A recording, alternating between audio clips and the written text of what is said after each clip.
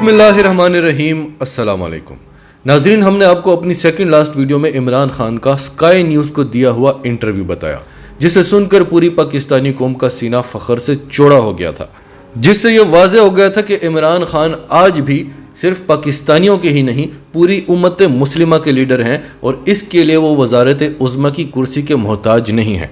अगर आपने वो वीडियो नहीं देखी तो आप हमारे चैनल पर जाकर देख सकते हैं कि किस तरह से वो anchor mark Austin Imran Khan पर हमले करता रहा, बिल्कुल उसी तरह जिस तरह ट्रंप ने किए थे, और आखिर में वो किस तरह से इमरान खान का फैन हो गया, बिल्कुल उसी तरह जिस तरह से ट्रंप हो गया था। क्योंकि आप जब सच्चे होते हैं, जब आपके दोनों हाथ साफ होते हैं, तो आपको कोई दबाव में नहीं ला सकता। इमरान खान जब पाकिस्तान का वज़ीर आज़म था तब भी वो मुस्लिम उम्मा का लीडर था और आज भी है। जो आज वज़ारत उज़्मा के ओहदे पर बैठा हुआ है उसे कौन पूछ रहा है? सऊदी अरब गया, मोहम्मद बिन सलमान उसे रिसीव करने नहीं आया और उसी दिन वहां पर तुर्की के सदर रजब तैयब अर्दगान भी पहुंचे उन्हें रिसीव करने। मोहम्मद बिन सलमान तो क्या खुद किंग सलमान गए, फिर यूएई भी गए तो वहां भी उन्हें यूएई का वली अहद रिसीव करने नहीं आया और आज वो तुर्की गए हैं और इश्तिहारात पर उन्होंने इस कौम के करोड़ों रुपए खर्च कर दिए हैं। एक तरफ कह रहे हैं जहर खाने के पैसे नहीं हैं, दूसरी तरफ इश्तिहारात पर ऐसे पैसा लगा रहे हैं जैसे पाकिस्तान में पैसे दरख्तों पर उगते हों। और ये सब कुछ क्यों हो रहा है? इमरान खान को कॉपी किया जा रहा है। इनको लगता है ये भी शलवार कमीज और वेस्ट कोट पहनकर दूसरे ममालिक के दौरे करेंगे। इमरान खान एक बच्चे को ऑटोग्राफ देंगे तो हमजा शहबाज गोल्डन मैन को बुला लेंगे, उसके चेस्ट पर उसे ऑटोग्राफ देंगे। मरियम नवाज भी वही काम करेंगी। इमरान खान का दौरा इसलिए पॉपुलर होता था कि सबसे पहले तो वो जहां भी जाते थे उनको गार्ड ऑफ ऑनर दिया जाता था, रेड कारपेट पर शानदार इस्तकबाल किए जाते थे। फिर जिस मुल्क के वो दौरे पर जाते थे उनके सदूर, उनकी अहलिया इमरान खान के साथ सेल्फी उतारने के लिए, उनका ऑटोग्राफ लेने के लिए, उनके साथ हाथ पकड़ कर खड़ा होने के लिए बेताब होते थे।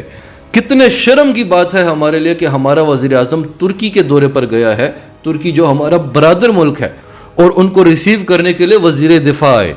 तो हम बात कर रहे थे इमरान खान के इंटरव्यू की। लीडर बनने के लिए आपको वज़ारत उज़्मा की कुर्सी की ज़रूरत नहीं होती। कुछ दिन पहले हमने आपको बिलावल भुट्टो जरदारी का भी CNN का इंटरव्यू बताया था, किस तरह से CNN के एंकर ने उनकी धज्जियां उड़ाई थी। और आज मुफ्ता इस्माइल का भी यही हाल हुआ, क्योंकि झूठ का कोई सर पाँव नहीं होता। पाकिस्तान में तो आप धड़ल्ले से झूठ बोलते हैं, लेकिन जब गोरा आपके सामने बैठा हो तो आपको पसीने छूट जाते हैं। तो आज की वीडियो में आपको बताते हैं कि किस तरह से मुफ्ता इस्माइल ने फिर एक बार पाकिस्तान को पूरी दुनिया में मजाक बनवाया है। रूस से तेल की खरीदारी पर उन्होंने क्या बोंगियां मारी हैं, किस तरह से CNN की एंकर बेकी ने उनको गर्दन से पकड़ा है। फिर आपको यह भी बताएंगे कि भारत अब तक रूस से तेल की खरीदारी में कितना फायदा उठा चुका है और किस तरह से भारत मगरिब को आंखें दिखा रहा है। और आखिर में आपको यह भी बताएंगे कि जिस मगरिब के डर से ये रूस से तेल नहीं खरीद रहे, वो मगरिब रूस के तेल से कितना फायदा उठा रहा है। यूक्रेन के सदर ज़ेलेंस्की के बार बार मुतालबे के बावजूद भी यूरोप रूस से तेल लेना बंद नहीं कर रहा, क्योंकि हर मुल्क ने अपना इंटरेस्ट देखना है, अपने लोगों को देखना है। सिवाय हमारे, हमने अमेरिका का मफाद देखना होता है, हमने भारत का मफाद देखना होता है, और बदले में वो हमारे हुक्मरानों को जाती मफादात देते हैं। ये कौम पिसती रहती है, ये कौम कुर्बानी का बकरा बनती है अमेरिका और भारत के लिए। तो ये सारी डिटेल्स आपके सामने रखते हैं। उससे पहले अगर अभी तक आपने हमारा चैनल सच टीवी सब्सक्राइब नहीं किया तो इसे अभी सब्सक्राइब करें और बेल आइकन पर क्लिक करें ताकि हमारी आने वाली वीडियोस आपको वक्त पर मिलती रहें। अमेरिकी टीवी चैनल CNN की एंकर पर्सन बेकी एंडरसन ने पाकिस्तान के वज़ीर ख़जाना मुफ्ता इस्माइल से सवाल किया कि बढ़ती हुई कीमतों के पेश नज़र पाकिस्तान को मदद की अशद ज़रूरत है, तो क्या ऐसे में हुकूमत रूस से तेल और गंदम खरीदने पर गौर कर रही है? क्या यह बात दुरुस्त है? मुफ्ता इस्माइल ने जवाब दिया कि हमने रूस से गंदम खरीदने की बात की है, गुज़िश्ता हुकूमत ने रूस से तेल खरीदने की बात की थी, लेकिन मेरा ख्याल है कि रूस पर इस वक्त पाबंदियां हैं। नाजरीन, ये पाकिस्तान के वज़ीर ख़जाना हैं और इनका ख्याल है कि पाकिस्तान पर रूस से तेल खरीदने पर पाबंदियां हैं। गुज़िश्ता हुकूमत ने रूस को एक ख़त भेजा था, अभी तक रूस ने जवाब नहीं दिया, लेकिन हमने रूस और यूक्रेन दोनों से बात की है। इनमें से जो भी हमें गंदम देने को तैयार है हम इनसे ख़रीदना चाहेंगे। अब नाज़रीन, इनकी औकात देखें कि इनके पसीने छूटे हुए हैं। ये खुल कर नहीं कह सकते कि हमें अमेरिका का खौफ है कि कहीं वो नाराज़ ना हो जाए। वो कहते हैं मेरा ख्याल है कि रूस पर पाबंदियाँ हैं।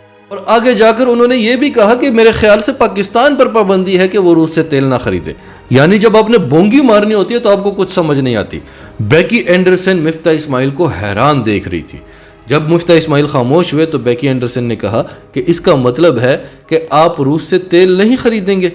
مفتاح اسماعیل نے پھر بونگیاں ماری کہ گزشتہ حکومت نے روس کو خط لکھا تھا جس کا جواب نہیں آیا. اب تک روس نے تیل فروخت کرنے کی کوئی پیشکش بھی نہیں کی اور اس وقت روس پر پابندیاں عائد ہیں. تو میرے لیے یہ سوچنا مشکل ہے کہ ہم روس سے تیل خرید سکتے ہیں یا نہیں خرید سکتے. ناظرین کوئی پابندیاں نہیں ہیں. آگے جا کے آپ کو ڈیٹیل بتاتے ہیں. اور یہ بات بھی بالکل غلط ہے کہ روس نے کوئی جواب نہیں دیا تھا. روس نے خود پیشکش دی تھی کہ ہم انڈیا کو 20% پر تیل دے رہے ہیں, آپ کو 30% پر دیں گے. اور اب انہوں نے انڈیا کا بھی 30% کر دیا ہے تو ہمیں وہ 40 سے 45% پر دیتے. ہم نے تو نیگوشیٹ ہی نہیں کیا. اور پھر یہ جو بار بار کہہ رہے ہیں کہ روس سے جواب نہیں آیا. سری لنکا نے ایک دن ریکویسٹ کی اور اگلے دن روس نے ٹینکر بھرنا شروع کر دیے سری لنکا کو بھیجنے کے لیے. وہ تو تیار بیٹھے ہوئے کہ کوئی ہم سے تیل خریدے. تو کبھی کہتے ہیں کہ روس پر پابندیاں ہیں, کبھی کہتے ہیں پاکستان پر پابندیاں ہیں, کبھی کہتے ہیں کہ روس نے جواب نہیں دیا. تو بیکی اینڈرسن کو سمجھ آ گئی کہ اس شخص کو کچھ پتہ نہیں ہے. تو انہوں نے مفتاح اسماعیل کو بتایا کہ کئی ممالک روس سے تیل خرید رہے ہیں. مثال کے طور پر پاکستان کا ہمسایہ ملک انڈیا روس سے تیل خرید رہا ہے. تو کیا پاکستان بھی روس سے سستا تیل خریدنے کے لیے تیار ہو سکتا ہے؟ تیسری بار اینکر پرسن نے پوچھا کہ شاید اس بار ہمیں صحیح جواب مل جائے. تو مفتاح اسماعیل نے کہا کہ اگر روس نے ہمیں سستا تیل دینے کی پیشکش کی اور اگر پاکستان پر روس سے تیل خریدنے کی کوئی پابندی نہیں ہوئی, یعنی امریکہ نے ہمیں اجازت دی, پابندی کوئی بھی نہیں ہے. ناظرین یہ مفتاح اسماعیل اس وقت کیوں اتنے ڈگمگائے ہوئے تھے؟ کیونکہ پاکستانی قوم کو انہوں نے بے وقوف بنانا ہے کہ پابندیاں ہیں, گوروں کو تو نہیں بنا سکتے. اب اس وقت وہ گوری کو جواب دے رہے ہیں اور پاکستانی قوم بھی سن رہی ہے, تو وہ کس طرف جائیں؟ تو مفتاح اسماعیل نے کہا کہ اگر روس نے ہمیں سستا تیل دینے کی پیشکش کی اور اگر پاکستان پر روس سے تیل خریدنے پر پابندی نہ ہوئی تو یقیناً ہم اس پر غور کریں گے. ابھی بھی غور کریں گے, یہ نہیں کہا کہ پھر لے لیں گے کہ کہیں امریکہ اس میں بھی ناراض نہ ہو جائے. اور پھر آگے کہتے ہیں لیکن اس وقت میرے خیال میں یہ ممکن نہیں ہوگا کہ پاکستانی بینک LC کھول سکیں تاکہ روس سے تیل کی خریداری کی جا سکے, اور نہ ہی روس نے کوئی پیشکش کی ہے. اب ناظرین کتنی مذاق خیز بات ہے کہ گندم کی خریداری کے لیے LC کھولی جا سکتی ہے, تیل کی خریداری کے لیے نہیں. یہ جب PDM میں تھے تب بھی اسی طرح کی بونگیاں مارتے تھے اور آج حکومت میں بھی یہی کر رہے ہیں. اس وقت جو حالات ہیں, اگر آپ روس سے بولیں کہ ہم روپوں میں پیمنٹ کریں گے تو اس پر بھی روس تیار ہو جائے گا, جس سے آپ کے ملک میں ڈالر کس قدر گر سکتا ہے آپ کو اندازہ بھی نہیں ہے.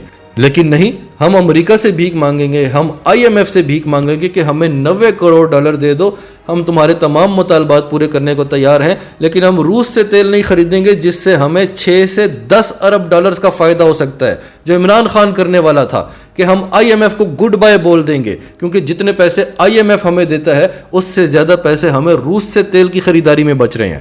اور یہ جانتے ہیں کہ عمران خان کو اسی وجہ سے ہٹایا گیا, تو کہیں ہم نے بھی یہ کام کیا تو ہمیں بھی نہ ہٹا دیا جائے. عمران خان کو اس لیے ہٹایا گیا تاکہ آپ لوگ بک گئے تھے. اگر کوئی بکنے والا نہ ہوتا تو امریکہ کچھ نہیں بگاڑ سکتا, وہ بھارت کا کچھ نہیں بگاڑ سکا, وہ دوسرے تمام ممالک کا کچھ نہیں بگاڑ سک رہا جو روس سے تیل خرید رہے ہیں. تو اس وقت جو ہمارے سامنے رپورٹ پڑی ہوئی ہے, تیسرے سوال کے بعد بیکی اینڈرسن بڑا لکھتی ہیں کہ ان کو علم ہی نہیں کہ کوئی پابندی ہی نہیں ہے. آج سے 2 دن پہلے ہم نے ایک رپورٹ بنائی تھی, آپ کو بتایا تھا کہ یوکرائن کے صدر نے کہا ہے کہ سٹاپ پلئنگ ود رشیا, روس کے ساتھ کھیلنا بند کر دو. زیلنسکی's criticism of the West has mounted in recent days as the European Union moves slowly towards a possible Russian oil embargo.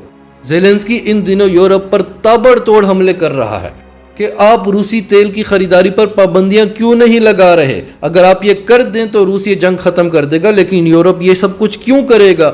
Europe اتنی بڑی معیشت کیسے بنا ہے؟ کیونکہ وہ دنیا کو ٹیکنالوجی بیچتا ہے. اگر وہ روس سے آئل نہیں خریدتا, گیس نہیں خریدتا, اگر اس کی انرجی کی سپلائی ہی بند ہو جاتی ہے تو وہ ٹیکنالوجی کیسے بیچے گا؟ صرف آسٹریلیا, کینیڈا اور امریکہ نے روسی تیل کی خریداری پر مکمل پابندی لگائی ہوئی ہے, وہ بھی اپنے لیے, پاکستان کے لیے نہیں ہے جو مفتاح اسماعیل صاحب کہہ رہے تھے. انہوں نے پابندی لگائی ہے کہ ہم نہیں خریدیں گے.